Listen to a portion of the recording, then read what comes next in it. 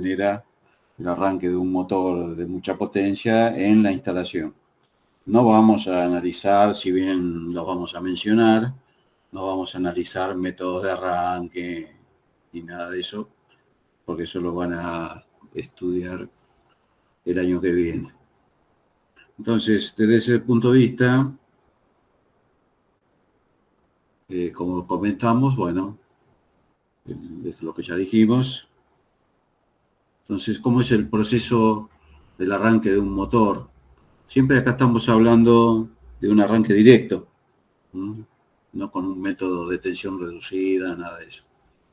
Entonces, cuando un motor es conectado a la red, comienza un proceso de arranque, desde el reposo hasta la posición de equilibrio mecánico entre la cupla motora que provee el motor y la cupla resistente que presenta la carga. O sea, hay un punto de equilibrio donde esas cuplas se igualan y allí se queda el motor funcionando. Entonces, si lo vemos en un gráfico, acá tenemos por un lado cupla y intensidad de corriente, y en el otro eje tenemos velocidad. Ahí podemos ver varias curvas. La curva que está en azul es la cupla motora, la cupla del motor. La cupla que está en violeta es la cupla resistente, o sea, la resistencia que presenta la carga que necesitamos mover. Y la curva roja es la corriente. Acá, como ven, hay dos velocidades. Nn es la velocidad nominal del motor y ns es la velocidad de sincronía. Bien. Acá fíjense sobre la izquierda el valor inicial de la cupla motora, le vamos a llamar cupla de arranque. Al valor inicial de la corriente va a ser la corriente de arranque. Y ahí tenemos representada la cupla nominal del motor, una línea punteada. La cupla nominal se establece en el punto de equilibrio de la cupla motora y la cupla resistente.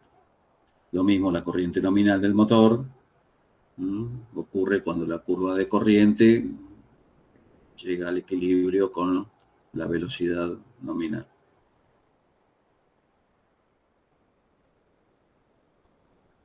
Entonces, en ese gráfico, como dijimos, se representó la corriente de arranque.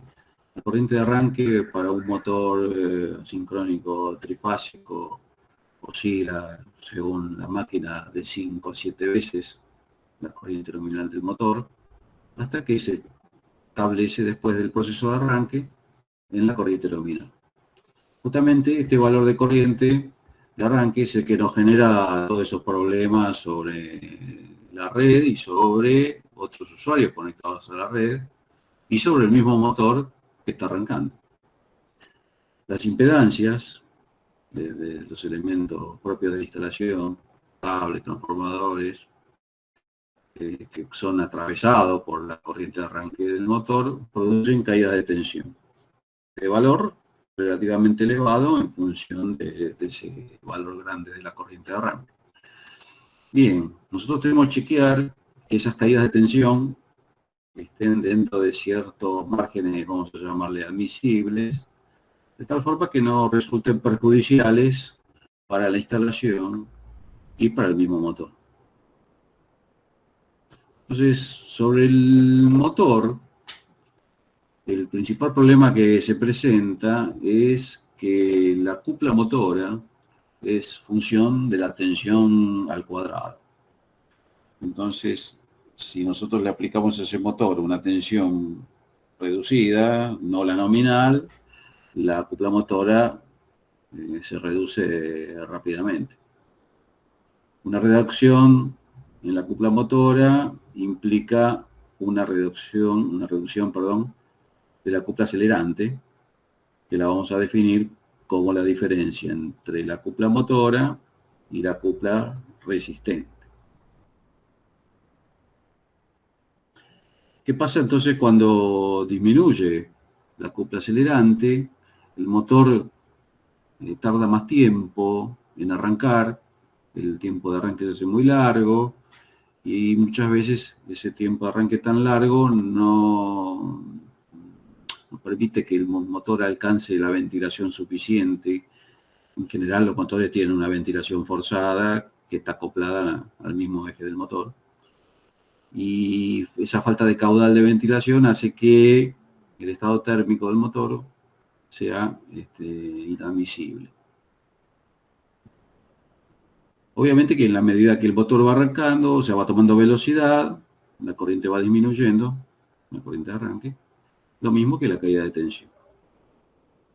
Después, dentro de los distintos tipos de cargas mecánicas, tenemos distintos tipos de accionamientos con distintos pares resistentes. Tenemos pares resistentes constantes, como son los compresores de pistón, y par cuadrático, parabólico, como son las bombas y los ventiladores.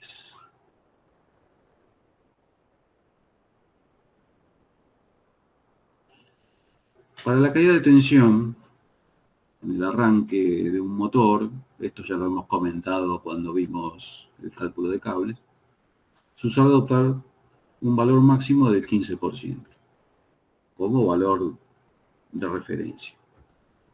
No obstante, como dice aquí, siempre hay que efectuar un análisis particular de cada caso, sobre todo si tenemos motores de mucha potencia, teniendo en cuenta la relación entre el par de arranque y el par resistente y el tiempo de arranque.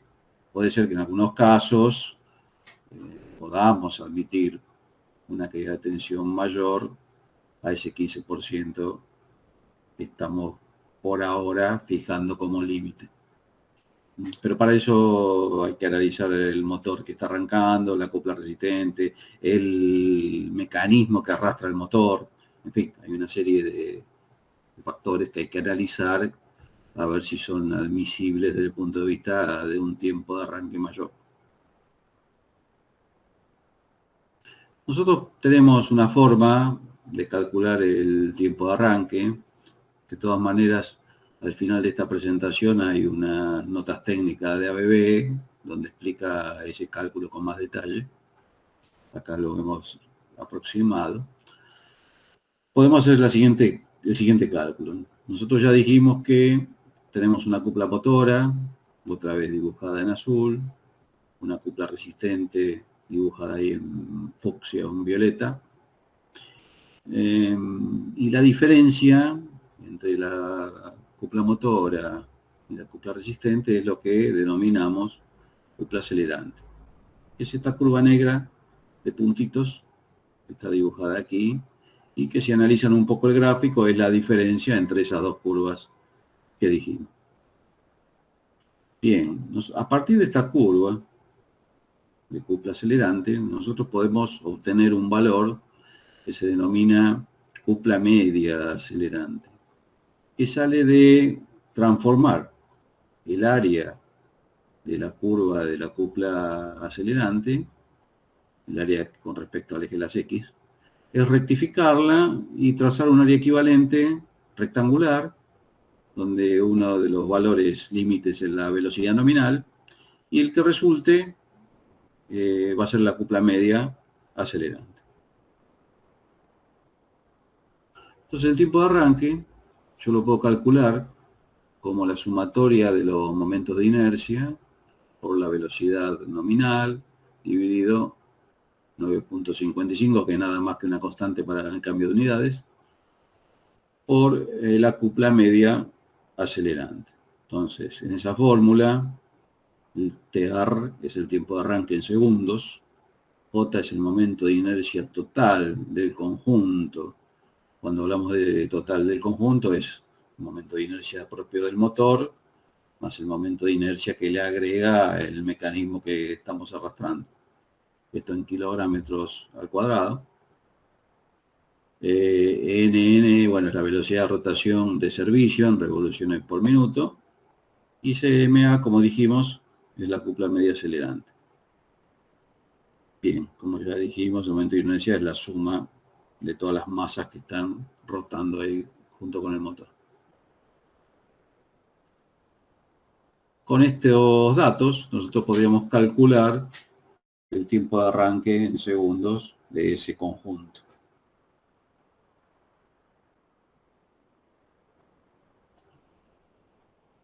Yo les decía al principio que las caídas de tensión que generan los motores arrancando generan problemas, además de sobre el motor, sobre los otros usuarios o las otras cargas que están conectadas a la misma red. Lo que pasa sobre el motor es lo que acabamos de decir. Tiempo de arranque largo, lo cual puede llevar a solicitaciones térmicas inadmisibles. Sobre los otros usuarios, o sobre las otras cargas, bueno, hay varios problemas. Entonces, un primer problema, de los más usuales, son el parpadeo de la iluminación, que se denomina flicker. Esto lo habrán visto en sus propias casas cuando arranca la heladera o el aire acondicionado, siempre hay una pequeña disminución que se nota en las luces. Hoy tal vez con los equipos electrónicos no se nota tanto. Pero bueno, esto podría ser un primer problema a enfrentar, que en función de la frecuencia con que se produce el parpadeo, que tendrá que ver con la frecuencia de arranque de los motores, esto puede ser un problema serio para los usuarios, porque este parpadeo produce una fatiga visual imperceptible, o sea, se nota en el tiempo. Entonces, este es un primer problema que debemos tener en cuenta. Un segundo problema es la pérdida de cupla en los motores que están funcionando. O sea, los motores que están funcionando y están conectados a la misma barra o a una barra próxima a la del motor que está arrancando, cuando disminuye la tensión, disminuye la cupla motora. Lo que dijimos al principio, que la cupla motora dependía del cuadrado de la tensión. Entonces, dependiendo del motor, con valores del orden del 67 al 76% de cupla motora, los motores se detienen. Entonces, esto puede ser un problema desde el punto de vista de la producción y puede ser un problema serio desde el punto de vista de la seguridad de las máquinas que están funcionando. Otro problema que podemos tener con la caída de tensión es la desconexión de los contactores de baja tensión. Los contactores tienen por norma como tensión mínima de operación el 85% de la tensión nominal. Si la tensión cae por debajo de ese 85%, el imán o el electroimán que retiene la bobina pierde fuerza y puede desconectarse. Con lo cual, nuevamente, el motor ese que está conectado a ese contactor se va a detener. En el caso de media tensión, los contactores en media tensión pueden operar más o menos bien con el 74% de la tensión nominal. Bien, con respecto a la iluminación es lo que ya comentamos, no se dañan componentes, se deteriora la vista de las personas.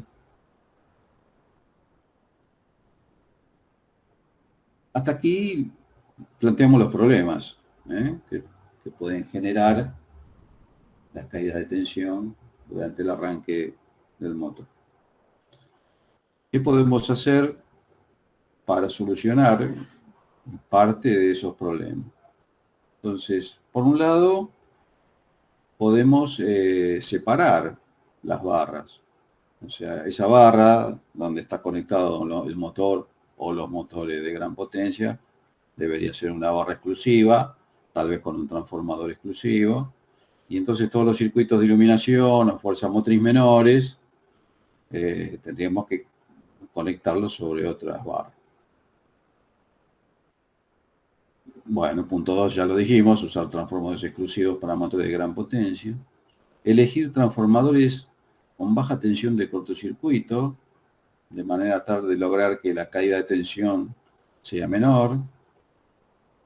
También podemos alimentar algunos equipos sensibles con estabilizadores o sistemas de energía ininterrumpida.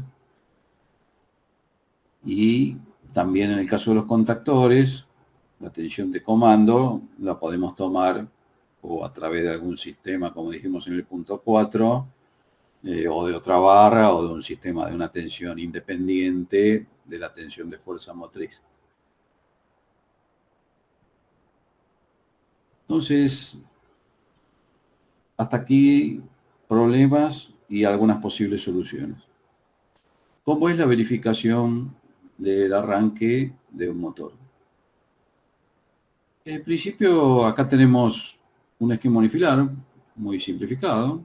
Tenemos una red con una potencia de cortocircuito, un transformador y un motor que va a arrancar con un cable en el medio. El circuito equivalente de este unifilar es el que vemos a la derecha. Aquí vemos la fuente y las impedancias de los distintos componentes del circuito. Impedancia de la red, impedancia del transformador, impedancia del cable y la impedancia del motor. Entonces, esa caída de tensión que nosotros tenemos que verificar es la caída de tensión que se va a generar por las tres impedancias, en este caso solamente tres, que forman parte del circuito por donde circula la corriente de arranque. Z de la red, Z del trafo y Z del cable. Bien, si hacemos unos cálculos rápidos, la Z de la red es la S base sobre la potencia de cortocircuito, la Z del transformador es la tensión de cortocircuito de 100. Acá hemos tomado como potencia base la del transformador. La Z del motor es la corriente nominal sobre la corriente de arranque, referida a la potencia y la tensión nominal del motor. Si los valores base son otros, hay que hacer un choque de bases y adaptarla.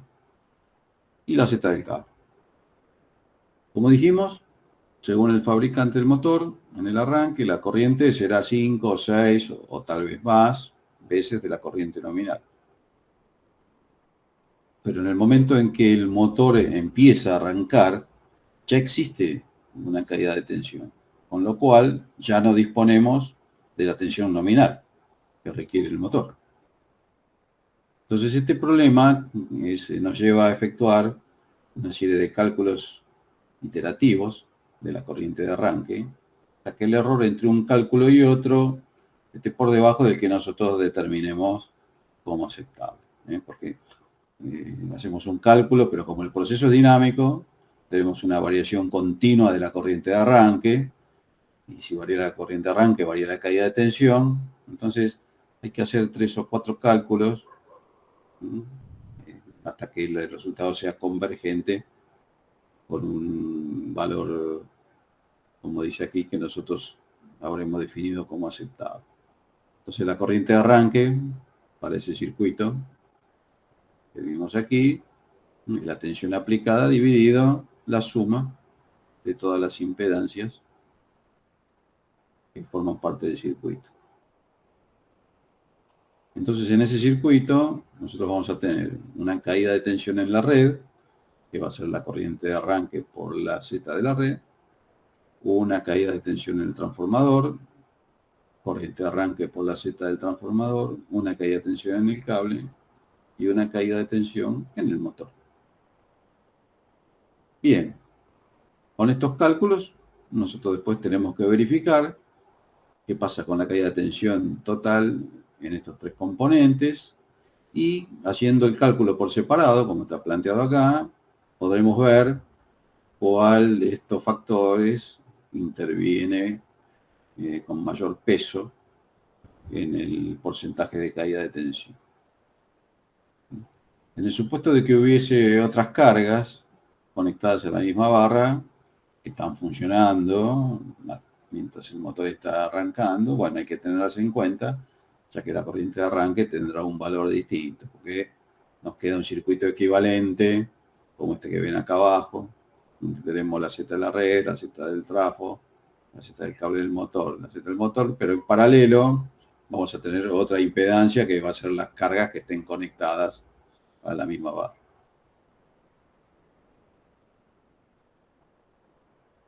Bueno, como dice aquí, para la Z de carga, tomamos la corriente nominal de esta para calcular una impedancia. Aquí también el cálculo va a ser iterativo. Veamos un ejemplo numérico.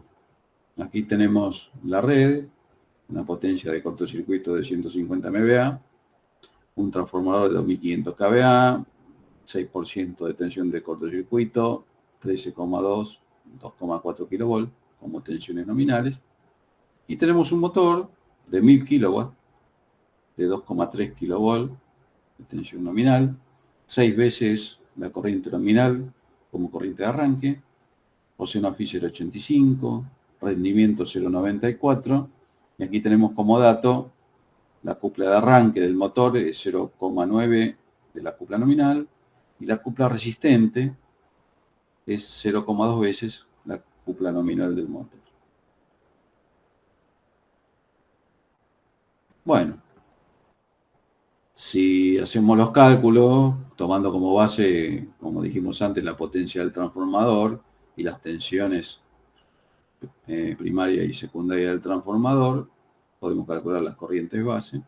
Aquí arriba está, en función de la potencia del motor, la corriente nominal del motor, 314 amperes.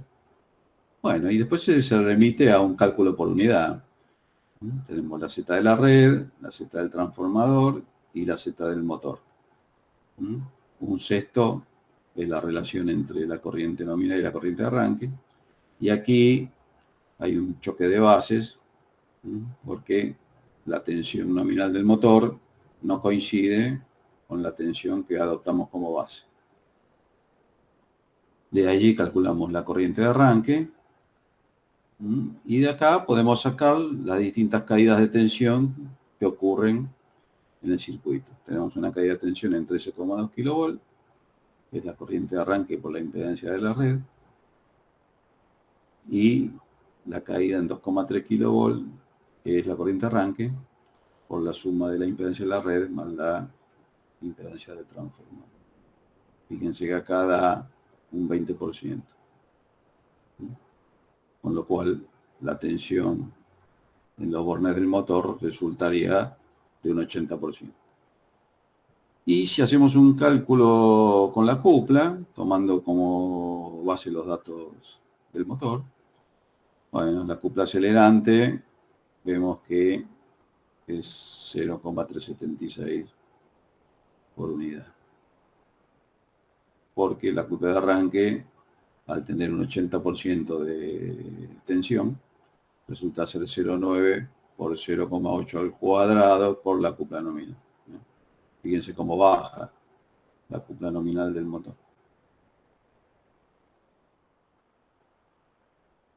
Bueno, como dijimos, si la cupla acelerante es muy pequeña, el tipo de arranque puede ser inadmisible por el esfuerzo térmico que al que se ve expuesto el motor. La caída de tensión, para un caso como el ejemplo, debería ser no mayor del 15%, cuando el motor es de media tensión y de mucha potencia.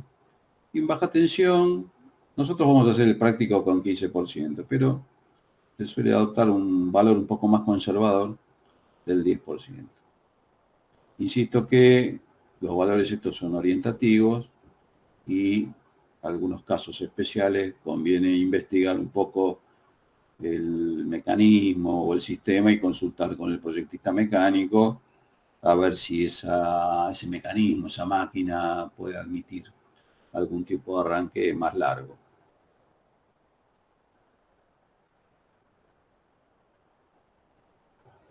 Bueno, algunas cosas ya dijimos en cuanto a solucionar los valores de caída de tensión. Aquí planteamos algunas más. Las soluciones pueden ser varias. Todas estas soluciones que mencionamos ahora siempre son sin resignar el arranque directo de un motor. Nosotros, recuerden que ustedes están haciendo un proyecto nuevo de una instalación eléctrica, con lo cual yo puedo variar las características eléctricas de todos los componentes que intervienen en el cálculo. O sea, tenemos ciertas libertades para modificar algunas cosas desde el inicio. En general, vamos a decir que tenemos que lograr que las impedancias que se presentan en el camino de la corriente tendrían que ser lo más baja posible. Entonces, parte de las soluciones para lograr lo anterior es colocar cables de mayor sección o cables en paralelo, prever el paralelo de transformadores, o sea, sumar potencia de transformadores para facilitar el arranque del motor. Eso, poner en paralelo los transformadores, bajamos a la mitad la impedancia que presentan los trafos, pero recuerden qué pasa con la corriente de cortocircuito, que va a subir al doble. También podemos pedirle al proveedor del transformador que diseñe un transformador de menor tensión de cortocircuito. Esto siempre es válido en la medida que la potencia sea la misma. O un transformador de más potencia con la tensión de cortocircuito constante. O también, más difícil, podríamos lograr mayor potencia de cortocircuito en la red. Esto de lograr mayor potencia de cortocircuito en la red depende del que distribuye, que nos entrega la energía. Entonces esto es más difícil. Bueno, todas estas cosas que dijimos son soluciones que llevan a disminuir las caídas de tensión. Después, si hasta aquí con todo esto no logramos mejorar la cosa, hay otras opciones. En el caso de media tensión, se suelen colocar reactores en serie con el motor, que están conectados mientras el motor arranca. Y después que el motor alcanza o se aproxima a la velocidad nominal, se desconectan o se puentean según sea el caso. Bueno, con esto logramos, aunque parezca contradictorio, bajamos la corriente de arranque y con eso bajamos las caídas de tensión. Finalmente, podemos recurrir a los métodos de arranque de tensión reducida. Los métodos clásicos, tenemos autotransformador o el método estrella-triángulo. El caso del autotransformador es como este dibujo que ven aquí. Tenemos un autotransformador con una relación de transformación K en este caso. La tensión sobre el motor va a ser K por la tensión de la línea. Y la corriente de la línea, o sea, la que toma de la línea, es igual a K por la corriente que toma el motor. La corriente de arranque del motor va a ser la tensión del motor sobre la impedancia del motor.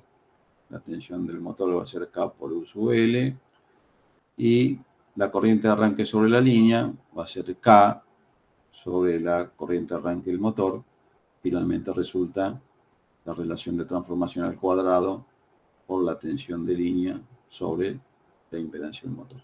Esto sería lo que toma el motor arrancando desde la línea, ¿no? La corriente que toma de la línea. Esta es una forma de un arranque a tensión reducida. El segundo método es el método más clásico, que es una estrella-triángulo, donde el motor arranca en principio en una conexión en estrella, después al cabo de un tiempo pasa a triángulo y allí queda ya conectado definitivamente. Acá, sobre el margen derecho, hay un análisis de qué pasa con las corrientes y las tensiones. La corriente de la línea, para el caso de la estrella, es la tensión de fase sobre la impedancia del motor. Si en vez de colocar la tensión de fase tomamos tensión de línea sobre raíz de 3, nos queda esta expresión para la corriente que toma de la línea en estrella. Si hacemos un análisis similar para la corriente que toma la línea en triángulo, la corriente de línea en triángulo es raíz de 3 por la corriente de fase en triángulo, y bueno, reemplazando otra vez, nos queda raíz de 3 por la tensión de línea sobre la impedancia del motor.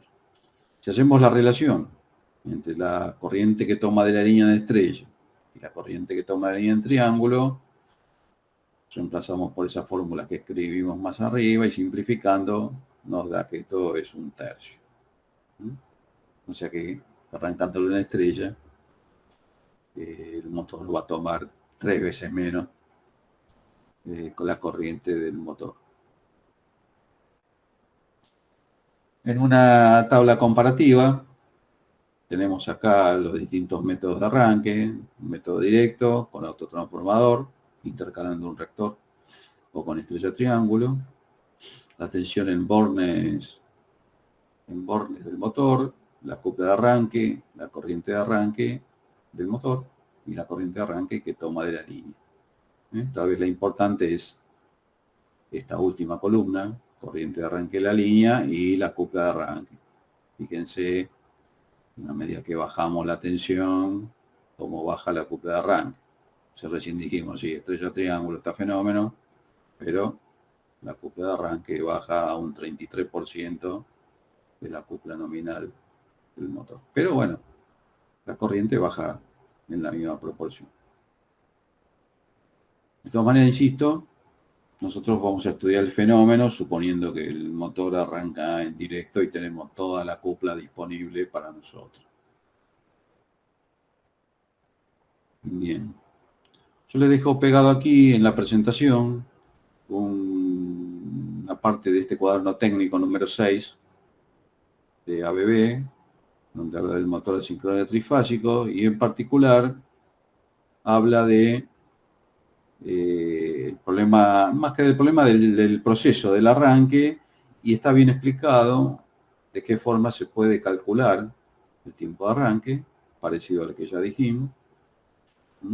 Hay algunas simplificaciones y algunas hipótesis, algunas tablitas con algunos datos que pueden ayudar. Acá hay una tabla de potencias en kilowatts, velocidades, bueno, acá son todos motores de 1480, 1500 revoluciones. Y por acá están valores de momentos de inercia, rendimiento a plena carga, tiempo máximo de arranque directo. Bien, y hay un ejemplo de cálculo al final. Bueno, el trabajo práctico que están desarrollando ustedes, tendrán que chequear algunos de los motores de mayor potencia, perdón, a ver qué pasa con el arranque directo de esos motores, y en el caso que no verifique, bueno, ver qué soluciones podemos K por S sobre raíz de T con la I segunda acá. Está bien. O sea, vos lo que tenés que asegurarte es que lo que soporta el cable, que es K por S sobre raíz de T, sea mayor o igual que la de la instalación, que es la ITH, que en este caso, si tomamos un I0, te va a quedar que ITH es igual a IK3. Entonces, sí. K por S sobre raíz de 3 tiene que ser mayor o igual a I segunda K3. K por S sobre raíz de 3. Sobre raíz de 3, claro. K que tiene en cuenta la aislación, depende del cable, la aislación y el material conductor del cable por la sección dividido la raíz cuadrada del tiempo que dura el cortocircuito. Eso es lo que soporta el cable. Eso tiene que ser mayor o igual que la corriente breve efectiva térmica en el punto de la instalación donde está el cable, que es lo que dijimos recién. Si tomas 1 y 0, te va a quedar que es igual a I segunda K3. ¿Se entiende? Sí, vale. Y depende del cable. Si depende del cable, si utilizaste cable cobre aluminio y si es la aislación del XLPE o PVC. Pero K por S sobre raíz de 3 no es la corriente admisible. Raíz de T, de tiempo. Raíz de T, sí. Sí, esa es la admisible por el cable, correcto. Es la admisible por el cable. Exacto. Y la admisible por el cable, ahí tiene que ser mayor a... Claro, el cable tiene que bancar más que lo que realmente tenés en la instalación. Entonces, si la I segunda K3 te digo, no sé, 20 kA, el cable sí tiene que soportar más de 20. Está bien. Y lo que soporta el cable, ¿de qué depende? De la sección del cable, del material aislante y del conductor. O sea, si es cobre y XLP va a ser máximo, 143 va a ser el K, y si el conductor es aluminio y la aislación PVC va a ser más bajo, va a estar en 90. Si no recuerdo. Pero podemos trabajar directamente con la corriente admisible del cable, ¿no? No, la corriente admisible del cable no tiene nada que ver. Ah, está bien, estamos haciendo. Ya estamos confundiendo corriente admisible, que es corriente nominal, con corriente admisible de cortocircuito. Son dos cosas Sí, distintas. está bien. Sí, ahí está el tema, está La bien. corriente admisible nominal, ya nos olvidamos, ya lo Está dijimos bien. el cable. Listo. Ahora tenemos que verificar el corto. Entonces tenemos que determinar cuál es la corriente de corto admisible. Y esa no está en la tabla, esa hay que calcularla. Está bien, ya ¿Y cómo se entendí. calcula? K por Sí, S K por sobre S S. sobre ahí está, está Exacto, bien. exacto. Listo, Estamos listo. confundiendo con admisible. Una es nominal y otra de corto. Ahí va, listo. ¿Está bien? Entendí. Muchas gracias. No, máxima yo la voy a utilizar para elegir el aparataje. ¿Está bien? Porque yo lo que me tengo que asegurar es que los aparatos resistan la peor condición, que es la corriente máxima del cortocircuito. ¿Está bien? Los aparatos, las barras, los aisladores. Entonces, todo eso lo voy a dimensionar con la peor condición, que es la corriente máxima. Pero por otro lado, yo me tengo que asegurar que la protección sea capaz de ver el cortocircuito mínimo. O sea, que no lo confunda con una corriente nominal. Entonces, yo Coordinación quiero necesito, hacer. claro, ajuste de protecciones. Cuando yo ajuste la protección, y en definitiva, cuando hagamos la coordinación lo vamos a necesitar para que regular el ajuste de la protección de cortocircuito de tal manera que el cortocircuito arranque con el valor mínimo de cortocircuito.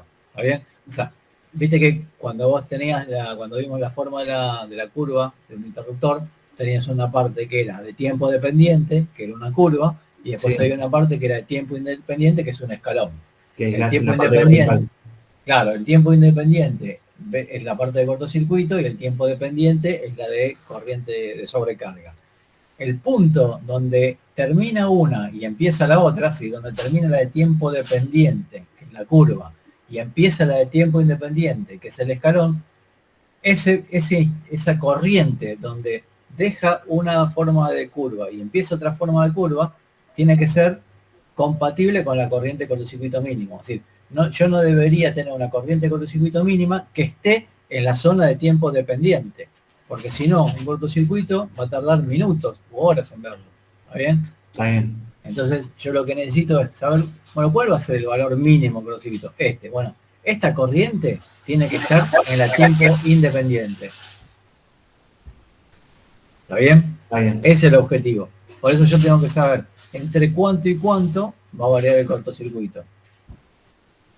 Listo. Ese es el objetivo. Se entendió. Había cosas en la azotea, cargas en la azotea que eran muy grandes, pero o sea, daban corrientes casi de 1 kA. Entonces, obviamente tuvimos que poner cables en paralelo. Sí. Nosotros optamos en los casos que podíamos poner quizás 2 cables en paralelo que tenían, capaz que había cables de un solo cable, pero de 400 milímetros cuadrados, por ejemplo. Sí, ¿no? Y capaz que con 2 cables de, no sé, no me acuerdo bien, pero por ahí con 2 de 150, que eran 100 milímetros cuadrados menos, también verificaba. Entonces nosotros optamos quizás por 2 para hacer menos sección. Sí. Eso está bien. Sí, está bien, o sea, está bien, La- digamos, con ese concepto. O sea, ahora, si vos me decís, no, puse 2 de 120 para no poner uno de 240. Y el de 240 se puede manejar. Ahora, si me decís, no, puse de 2 de 150 para no poner uno de 300, bueno, está bien. O sea, yo creo que el límite para mí es 240. No, Más de cuando 240, eran muy parecidas, o sea, no sé, en vez de poner 300, 2 de 150, poníamos un solo cable. El tema es cuando claro. poner 2 reducía mucho la sección. Sí, por eso, digamos, el tema es que básicamente el límite te lo impone que la sección de poner un solo cable no sea demasiado grande. Claro. Ahora, por eso te digo, si vos me decís, no, puse 3 de 50, y no, ¿por qué pusiste 3 de 50? Te convenía poner uno de 150. Sí. Y impares no quisimos poner nada por el tema de la compensación de campo. Exacto, 1 o 2. exacto, está bien. Y 4 nos parecía un montón, así que tampoco pusimos 4 ninguno. Sí, bueno, en la reglamentación de la EA hay recomendaciones de cuáles son los números de ternas en paralelo que hay que tratar de evitar. Recomendados. Ok, bueno, lo verificamos mejor con eso entonces. Verifica no encontrar eso, que es lo que está especificado en la norma. Bueno, gracias, Fabián. Pero no, pero nada, pero bueno, el criterio está bien, es ese. El criterio es ese. Que pone un cable grueso. trabajo, ¿eh? Entonces hay que hacer, porque poner cables más finos por ahí, desde el punto de vista del costo de material, es más caro que poner un cable más grueso. Entonces, hay que hacer un análisis. La experiencia, como dice Fabián, la experiencia, a mí por lo menos me dice que cable de 240 milímetros es una buena sección para trabajar. Estamos, diría que casi al límite de lo práctico. Para el tendido, son cables pesados. Fíjense, agarren un catálogo y fíjense cuánto pesa por metro un cable de esa sección. Para, si es un tendido largo, después si hay que arrastrarlo, si hay que tirar de ese cable, es muy trabajoso. Las curvas, bueno, ya estamos en una sección límite. Más allá de los 240 milímetros, ya parece un tendido complicado. Entonces es razonable intentar bajar sección en la medida que no tengamos muchísimas ternas en paralelo. Ternas en paralelo, 2 ternas, 3 dijimos que no, 4 podrían ser también, y casi hasta por ahí nomás. Yo me quedaría parado ahí, hasta 4 cables en paralelo por fase, digamos, una solución estándar. He visto más, sí, he visto más. Sí, igual yo creo que por lo que vimos con 2 de 180, por lo que ustedes nos están diciendo ahora que está bien esa sección, Sí. con 2 de 185 en paralelo estamos más que bien verificados. O sea, la primera premisa siempre es que... Aparte lo bueno es que las cargas grandes están todas en la azotea. Bien. Son todos tramos muy rectos, o sea, recto del edificio técnico al pleno, del pleno a la azotea, y arriba en la azotea son casi todos tramos rectos también. Bueno. Está bien. La premisa siempre, la primera es que obviamente que verifique técnicamente, ¿no? Caída de tensión, corriente admisible, cortocircuito, etcétera. Después es un tema económico, ¿eh? Y el trabajo o no que queramos darle al montador de los cables, ¿no? Si queremos ganarnos la amistad del tipo, no le pongamos cables muy gruesos. Consulta, acá yo tengo un catálogo de SIM. Eso va presentado a la Bueno, calera, digamos, y no hay problema. Ese es un tema complejo también en el caso de los tramos verticales, porque es un peso importante que usted tiene ahí colgando, vamos a decir. Entonces seguramente va a tener que gastar una buena cantidad de precintos para sujetarlo lo más seguido posible, ¿no? Claro, sí. Antes se cosían, cuando no existían los precintos. Cables, de curioso, ¿no? Porque son pesados. En general, los cables depende, hay que ver el lugar, depende del lugar en principio. Pero en general, cuando usted tiene un tendido vertical, se mide, el recorrido del cable se mide con una soga, haciendo el recorrido que va a ser el cable por la bandeja, como para tener la longitud correcta, porque ahí no se puede errar en el corte del cable.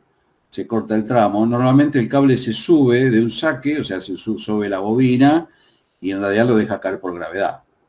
No es que lo arrastra de arriba, desde arriba, sino que sube todo el peso hacia arriba y después lo deja caer, ¿eh? Es más fácil eso que intentar subirlo.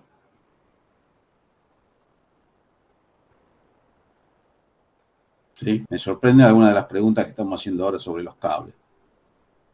Me sorprende porque son temas, primero que ya lo dijimos en clase, se han repetido muchas veces en el desarrollo de las consultas del trabajo práctico y deberían ser temas ya sabidos. Que hoy me pregunten de qué depende el coeficiente K de un cable, me preocupa.